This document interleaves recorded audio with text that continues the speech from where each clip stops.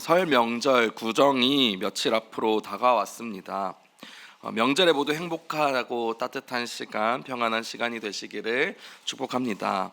2026년 1월 지나 이제 2월 달을 우리 보내고 있습니다. 명절이 지나고 우리가 다시 이곳에 모일 때는 벌써 2월의 절반을 지낸 후에 다시 만나게 됩니다. 2026년을 시작하시면서 세우셨던 계획들 어떻게 좀 잘 진행되어 계신가요? 아니면 벌써 잊고 계신 건 아니신가요? 저는 작년에도 그랬지만 올해도 아내와 함께 성경 통독을 매일매일 함께 하자 이렇게 그 계획표에 맞춰서 하고 있는데 최근에 이제 청소년부 수련회도 다녀오고 이것저것 행사가 많다 보니까 저도 조금 밀렸습니다. 근데 이게 이유가 있습니다. 저희 아직 신혼부부여서 같이 그 영상 틀어놓고 같이 해야 되기 때문에 한 사람이라도 없으면은 잠시 멈춰야 됩니다.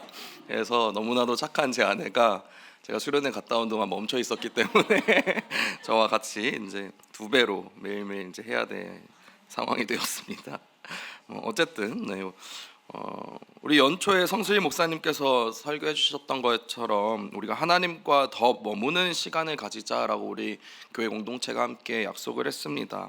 하세나 시조, 성경 읽기, 하나님 앞에 머무는 시간을 더 가지자 이런 약속을 했습니다.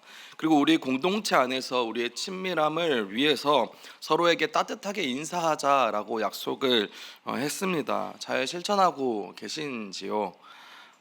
이제 설 명절을 맞이해서 만나는 사람들에게 우리는 새해 복 많이 받으세요라고 인사를 합니다. 우리는 새해를 시작하면서 올해에 상대방에게 복을 빌어주면서 격려와 사랑이 담긴 인사를 자주 나눕니다. 그런데 복을 빌어주는 것, 축복하는 것은 비단 새해 인사로만 하는 것은 아닙니다. 우리는 자녀들을 향해서 축복을 빌어주고요. 혹은 내가 사랑하는 이들을 위해서 복을 빌어줍니다. 그렇게 기도합니다. 심지어 우리는 내 가족과 내가 가까운 사람들뿐만 아니라 심지어 우리 교회에서는 서울고등학교를 위해서도 축복하며 매일 기도합니다. 그곳에 하나님의 복이 임하기를 우리는 기도하는 것입니다. 이처럼 우리는 다른 이들을 위해 새해가 아니어도 축복을 빌어주고 있습니다. 오늘 말씀에도 축복을 하는 장면이 등장합니다. 그런데 오늘 말씀에는 축복을 받아야 할 것 같은 사람이 오히려 축복을 하는 장면이 등장한다는 것입니다. 오늘 말씀에는 인물이 3명 등장합니다. 첫 번째는 요셉이고요. 두 번째는 그의 아버지 야곱이고 세 번째는 이집트의 왕인 바로입니다. 우리가 파라오라고 알고 있는 그 인물이 바로 바로라는 인물이죠. 이집트를 다스리는 최고 통치자를 말합니다. 잘 아시는 것처럼 요셉은 형들에 의해 이집트로 가는 상인에게 팔리고 온갖 고난과 고초를 겪고 이집트의 총리가 되는 기적적으로 그 총리의 자리로 오르게 되는 일을 겪습니다. 그리고 때마침 온 땅에 기근이 찾아오게 되어서 야곱의 가족이 거주하던 그 가나안 땅에도 기근이 찾아왔다라고 성경은 말합니다. 그래서 요셉의 형들이 이집트에 찾아와서 그 곡식을 구하기 위해서 오면서 요셉을 다시 만나게 되죠. 우리가 잘 아는 성경 이야기입니다. 그리고 이후에 요셉과 형들 사이에 여러 가지 사건들이 있은 후에 결국에 야곱의 그 가족들이 요셉의 가족들이 다 이집트의 고센 땅이라는 곳에 거주하게 됩니다. 우리가 잘 알고 있는 창세기의 마지막 스토리입니다. 그리고 오늘 말씀은 그 스토리의 마지막 부분에 요셉의 아버지인 야곱과 이집트의 최고 통치자인 파라오가 만나는 장면을 말하고 있습니다. 저는 설교를 준비하면서 이 말씀을 묵상하는데 조금 의문이 드는 지점이 하나 있었습니다. 창세기 말씀을 많이 묵상하고 읽어봤지만 이번 말씀을 묵상할 때 이 부분이 저의 마음에 조금 의문으로 남았습니다. 바로 7절의 말씀인데요. 우리 7절 말씀 다 같이 한번 읽어보겠습니다. 읽겠습니다. 요셉이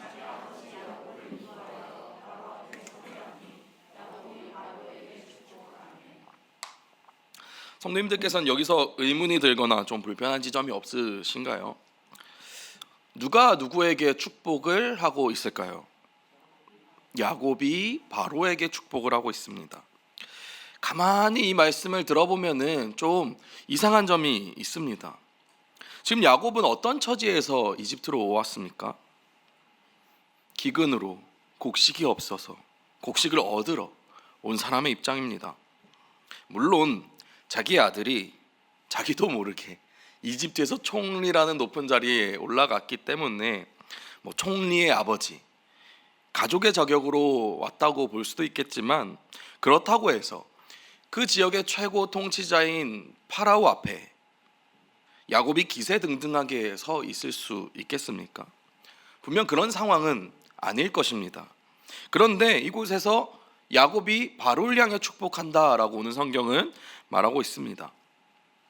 왜 이 상황이 좀 이상하게 느껴졌는가 곰곰이 생각을 해보니까, 맨 처음으로 드는 생각은, 보통 축복을 한다고 하면 이렇게 우리가 머리에 손을 얹거나 몸에 손을 얹고 이렇게 축복을 해주는 장면이 무의식적으로 떠올랐기 때문인 것 같았습니다.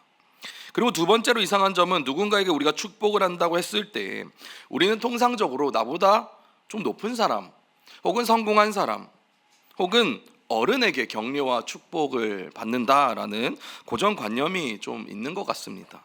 근데 여기서 축복하는 사람은 이집트의 최고 통치자인 파라오가 아니라 야곱이라는 지점입니다. 성도님들, 야곱은 어떤 사람입니까? 우리는 아브라함, 이삭, 야곱이 이스라엘 민족의 조상들로 뛰어난 믿음의 선조로 기억하지만, 야곱의 삶을 한번 다시 처음부터 찬찬히 떠올려 봤으면 좋겠습니다. 야곱의 삶을 돌아보면 결코 안정적이거나 순탄한 인생은 아니었습니다.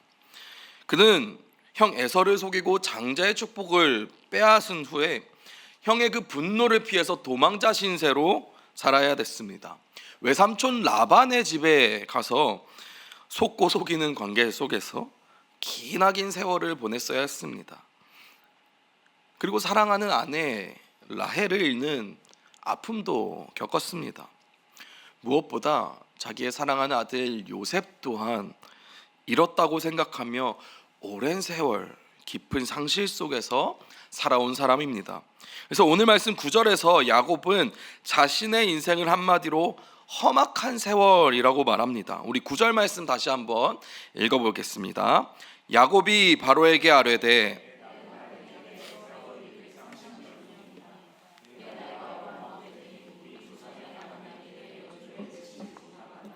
험악한 세월을 보내었다이다 하고, 이런 삶을 살아온 야곱이 이집트의 최고 통치자인 파라오에게 가서 그를 축복하는 장면이 저에게는 매우 이상하게 다가왔다는 것입니다. 그는 자신이 나그네라고 오늘 소개하고 있습니다. 나그네가 어떤 의미인가요?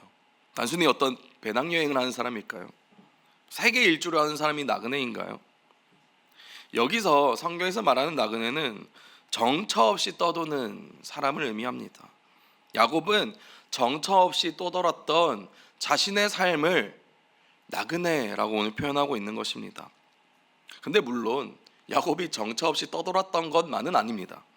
가나안이라는 땅에서 나름 가족과 무리를 이끌어서 수많은 자기 자녀들과 자신들의 가족과 함께 생활하는 종들과 함께 가나안 지역에서 상당한 세력을 가졌던 족장이었을 것입니다. 그러나 그의 인생을 파라오 앞에서 소개할 때 자신의 130여 년의 시간을 돌아보니 나그네의 삶이었다, 험악한 인생이었다라고 소개하고 있는 것입니다. 그만큼 자신의 인생이 불안정했다라고 소개하는 것입니다. 그리고 지금은 심각한 기근으로 먹을 곡식이 없어서 이집트의 곡식을 구매하러 온 입장이라는 것입니다. 여기서 상황이 간절하고 급한 것은 야곱입니다. 누가 갑의 입장이고 누가 을의 입장이겠습니까? 곡식을 구하러 온 야곱이 을의 입장이고, 곡식을 가지고 있는 이집트의 최고 권력자인 바로가 갑의 입장이지 않겠습니까? 오늘 말씀에서 이집트의 파라오와 야곱이 만난 이 만남은 단순한 만남이 아니라 이집트의 최고 통치자와 이스라엘의 약속의 조상이 만난, 즉 서로 다른 삶의 방식을 가진 사람이 만난 장면이라는 것입니다. 파라오의 인생을 한번 생각해 봅시다.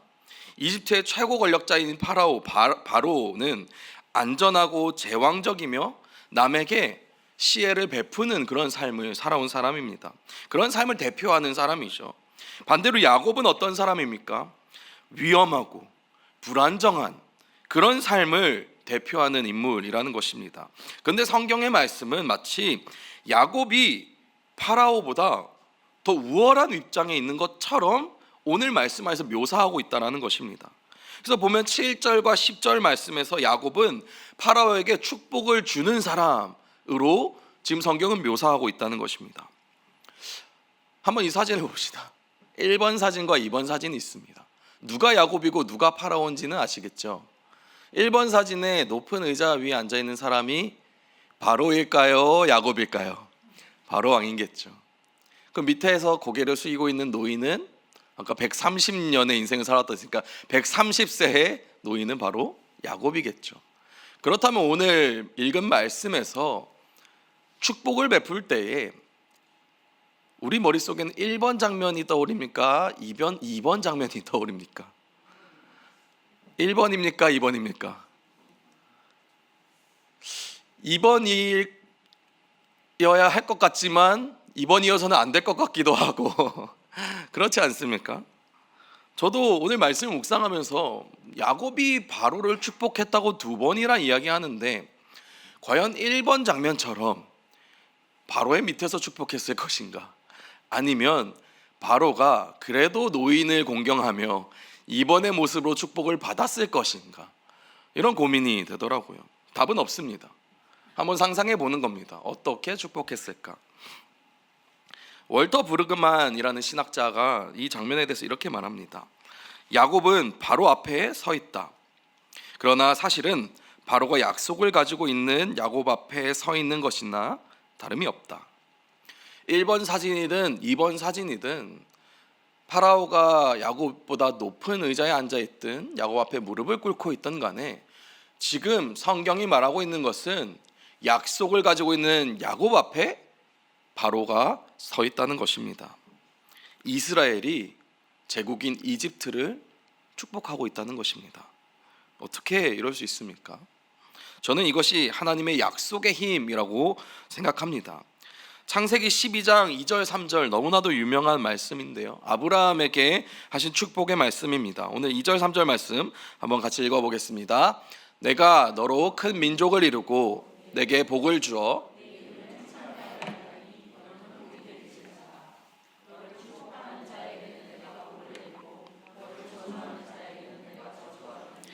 땅의 모든 족속이 너로 말미암아. 아브라함을 향한 축복의 말씀은 그의 자손인 이삭에게도 그리고 야곱에게까지 이어집니다. 야곱이 에서를 피해 외삼촌 라반의 집을 가는 길에 베델에서 돌베개를 베고 자던 중에 꾸었던 꿈에서 하나님께서 들었던 축복의 말씀이 창세기 28장 14절에 나오는데요, 제가 읽어보겠습니다. 내 자손이 땅의 티끌같이 되어 내가 서쪽과 동쪽과 북쪽과 남쪽으로 퍼져나갈지며 땅의 모든 족속이 너와 내 자손으로 말미암아 복을 받으리라. 야곱이 파란만장한 삶을 살았고 지금 파라오 앞에 서 있는 그 자신의 처지가 파라오와는 정반대의 모습일지라도 그가 파라오를 축복할 수 있었던 것은 야곱이 아브라함으로부터 내려온 그 복의 통로의 삶을 살고 있기 때문입니다. 하나님께서는 아브라함에게 그리고 그의 자손인 이삭과 야곱을 통해 하나님의 복이 다른 이들에게 전해질 것이다 약속하신 것을 이루고 계신 것입니다. 야곱이 파라오를 축복할 수 있었던 것은 다름 아닌 야곱이 하나님의 복이 흘러가도록 부름받은 사람이다라는 그 정체성을, 그 자신의 역할을 알고 있었기 때문입니다. 그래서 야곱의 축복은 단순히 형식적인 인사가 아니었다는 것입니다. 성경에는 야곱이 무엇이라고 바로에게 축복했는지는 기록되어 있지 않습니다. 그러나 확실한 것은 그가 파라오를 향해 축복했다라는 이 모습은 하나님의 약속을 믿는 믿음의 행동이었다는 것입니다. 그래서 야곱의 축복은 하나님께서 지금도 살아서 일하신다는 것을 그 제국인 파라오 앞에서도 드러내어 보여준 행동이었다는 것입니다.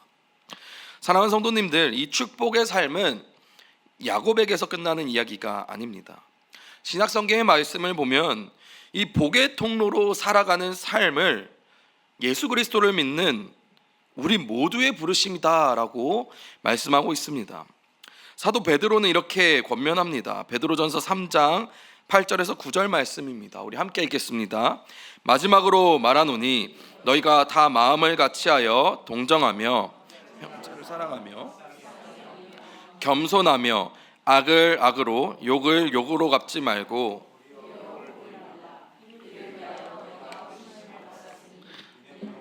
이어받게 하려 하심이라. 베드로는 도리어 복을 빌라라고 말씀합니다. 그리고 그 이유를 분명하게 말합니다. 이를 위하여 너희가 부르심을 받았다. 우리가 착해서 복을 비는 것이 아니라, 우리에게 어떤 여유가 있어서 복을 비는 것이 아니라, 우리가 더 잘나서 다른 이들을 축복하는 것이 아니라, 우리는 그냥 그렇게 살도록 부르심을 받았다는 것입니다. 그들을 위해 복을 비는 것입니다. 사실 예수님께서는 이 말씀을 좀 더 강하게 말씀하셨습니다. 마태복음 5장 44절 말씀입니다. 너희 원수를 사랑하며 너희를 박해하는 자를 위하여 기도하라. 성도님들, 사랑하는 사람을 위해 축복하는 것은 어렵지 않습니다. 나에게 잘해주는 사람, 나를 이해해주는 사람을 위해 기도하는 것은 전혀 어렵지 않습니다. 쉽습니다. 그러나 나를 힘들게 한 사람, 나를 아프게 한 사람, 나를 억울하게 만든 사람을 위해 복을 빈다는 것 결코 쉽지 않은 일입니다. 그런데 예수님은 그렇게 하라 라고 말씀하신다는 것입니다. 사도 바울 역시 이 말을 반복해서 이야기합니다. 로마서 12장 14절 말씀입니다. 너희를 박해하는 자를 축복하라. 축복하고 저주하지 말라. 성도님들, 나를 힘들게 한 사람, 나를 박해한 사람을 위해 기도하는 것이 쉽습니까? 바울이 말한 것처럼 축복하고 저주하지 말라, 이 말씀 우리 반대로 살고 있지 않습니까? 저주하고 축복하지 않는 삶, 그런 삶을 살고 있지 않습니까? 그렇다면 이 말씀대로 행하는 것은 정말 어떤 경지에 오른 성도님들에게만 해당되는 말씀일까요? 신앙의 고수들만 할 수 있는 것을 지금 성경이 말하고 있는 것일까요?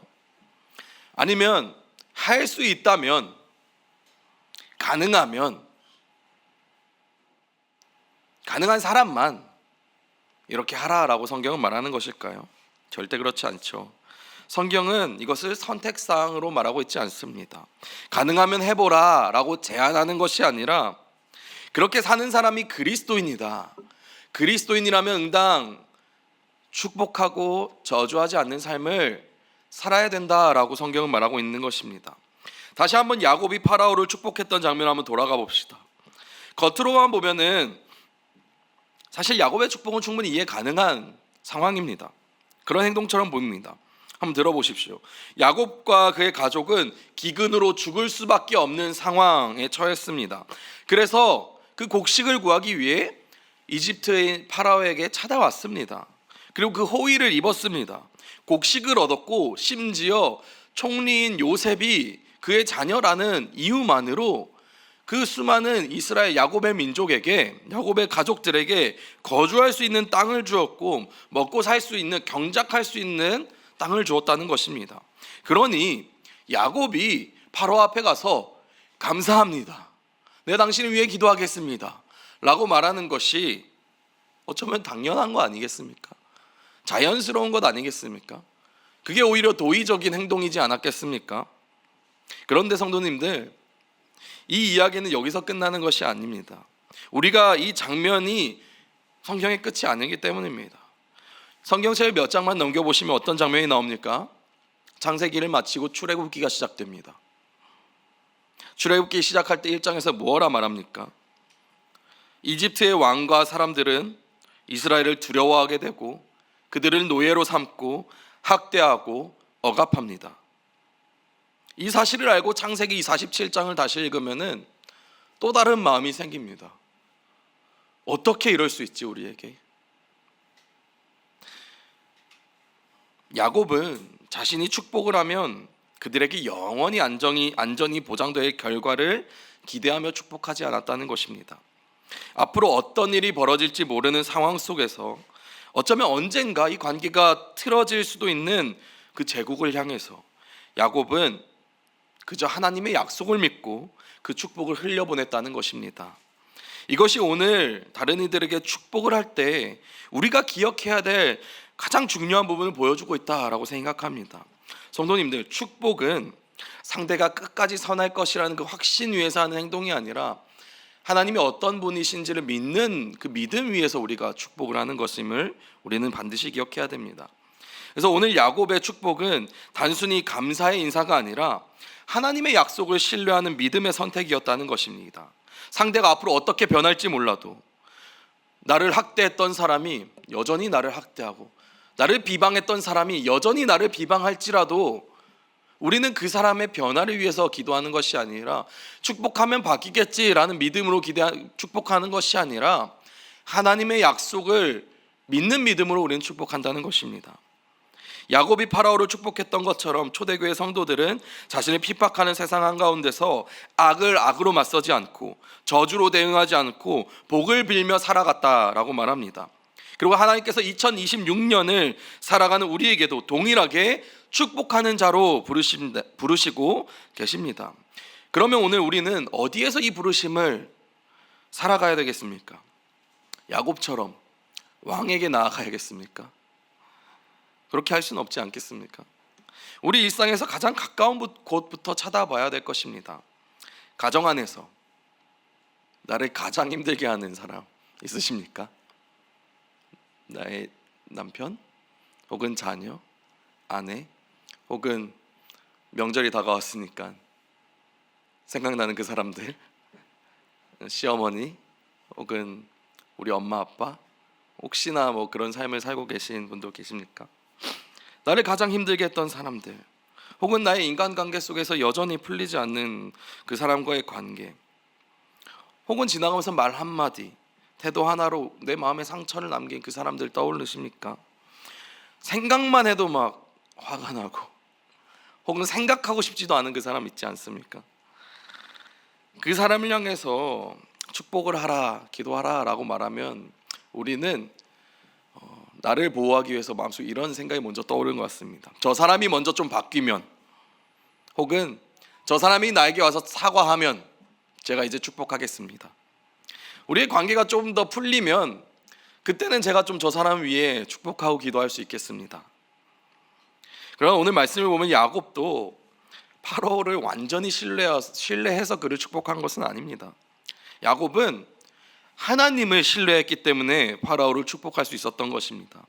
야곱은 파라오가 앞으로 어떻게 변할지 절대 알지 못했습니다. 초대교회 성도들도 로마의 그 통치자들이 자신에게 어떻게 할지 알지 못하는 상황 가운데서도 그것들을 기대하며 축복했던 것이 아닙니다. 그러나 그럼에도 그들은 축복했다는 것이에요. 왜냐하면 그들의 신뢰의 대상은 사람이 아니라 하나님이었기 때문입니다. 성도님들, 그래서 축복은 상대를 바꾸기 위한 기술이 아닙니다. 속된 말로 우리가 남을 축복하는 것이 뭐 와이로를 먹이듯 뇌물 주듯 그렇게 그냥 축복하는 게 아니라는 것입니다. 축복은 하나님을 신뢰하는 사람이 선택하는 삶의 태도를 말합니다. 그래서 우리는 내 마음이 아직 준비되어 있지 않더라도 그럼에도 불구하고 하나님을 신뢰하기 때문에 축복하겠습니다, 이렇게 기도할 수 있어야 된다는 것입니다. 그러나 오늘 당장 그 사람을 위해서 축복하지 못해도 괜찮습니다. 여전히 마음이 불편하실 수 있습니다. 그렇다면 기도의 자리에서, 나와 하나님만이 들을 수 있는 그 자리에서 하나님께 한번 그 이름 부르며 축복해 보는 것입니다. 내가 그 사람을 만나서 그 사람 얼굴을 대면해서 차마 아직 축복할 수 없다면 하나님 앞에서 우리는 그 사람을 위해서 축복할 수 있어야 될 것입니다. 그것이 우리가 축복의 통로의 삶을 살아가는 첫 발걸음이 될 것입니다. 말씀을 정리하겠습니다. 요셉의 이야기에도 하나님께서 요셉을 통해 복을 베푸신 장면이 나옵니다. 창세기 39장 5절 말씀입니다. 제가 읽습니다.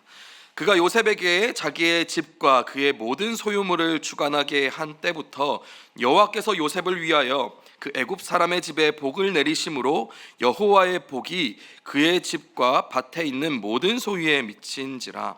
아멘. 요셉이 잘나서 복이 임한 것이 아닙니다.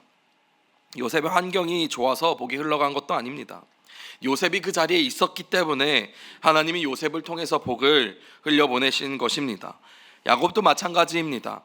나그네 같은 인생, 험악한 인생을 살아온 야곱이지만 그가 서 있는 자리에서 하나님은 복을 흘려 보내셨습니다. 요셉의 삶을 통해 애굽이 복을 누렸고 야곱의 축복을 통해 파라오 앞에서도 하나님의 약속이 이집트에서 이루어졌다는 것입니다. 성도님들, 하나님께서는 성공한 사람들, 여유 있는 사람들, 좀 괜찮은 사람들만을 축복의 통로로 부르지 않으십니다. 나그네 같은 인생을 살아온 야곱을 부르셨듯이 오늘도 우리의 연약한 삶 가운데에서 우리를 축복의 통로로 부르고 계시다는 것입니다. 그러므로 이제 그 하나님의 복을 나만 누리지 말고, 나만을 위해 쌓아두지 말고 흘려보내는 복의 통로의 삶을 살아가시기를 축복합니다. 우리가 살아가는 그 자리에서, 우리의 가정에서, 우리의 관계 속에서, 일상의 작은 순간들 속에서 우리를 복음을 부르라고 부르셨던 그 자리 가운데에서 하나님을 신뢰하는 믿음을 가지고 모든 이들에게 그 축복을 흘려보내는 그런 그리스도인 되시기를 축복합니다. 오늘 마지막으로 이렇게 축복하며 인사하기를 바랍니다. 축복의 통로 되시기를 바랍니다. 우리 좌우에 이렇게 인사했으면 좋겠습니다. 축복의 통로 되시기를 바랍니다.